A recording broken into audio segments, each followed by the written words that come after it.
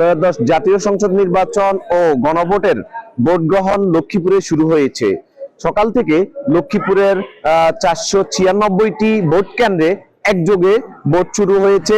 এখানে আমরা সকাল থেকে কয়েকটি ভোট কেন্দ্রে ঘুরেছি। ভোটারদের উপস্থিতি চোখে পড়ার মতো ছিল। বেলা বাড়ার সাথে সাথে ভোটারের উপস্থিতি বেশি থাকলেও পুরুষ ভোটারের চেয়েও নারী ভোটারের সংখ্যা আমাদের চোখে বেশি পড়েছে।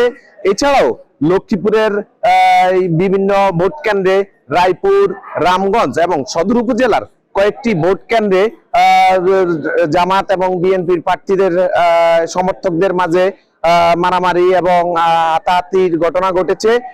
এবং এছাড়াও লক্ষ্মীপুরের বাকি যেই কেন্দ্রগুলোতে ভোট গ্রহণ চলছে সেগুলো সুষ্ঠু এবং সুন্দরভাবে ভোট গ্রহণ চলছে বলে আমরা জানতে পেরেছি।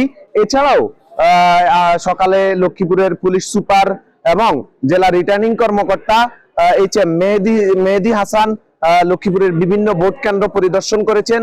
তারা আমাদেরকে যেমনটি জানিয়েছেন যে লক্ষ্মীপুরের নির্বাচনকে কেন্দ্র করে কোনো ধরনের অপ্রীতিকর কোনো ঘটনা যেন না ঘটে সেই দিক থেকে আইন শৃঙ্খলা রক্ষাকারী বাহিনী প্রস্তুত রয়েছে।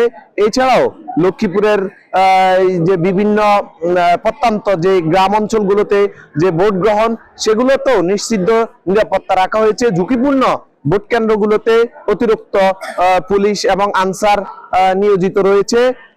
এদিকে লক্ষ্মীপুরের এই 4টি আসনে ভোট গ্রহণে 16 লক্ষের বেশি মানুষ তাদের ভোটাধিকার প্রয়োগ করবেন।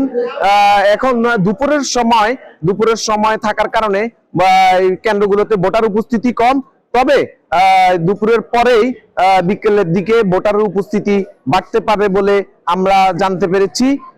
এই ছিল লক্ষ্মীপুরের নির্বাচনের ভোট গ্রহণের সর্বশেষ খবরাখবর।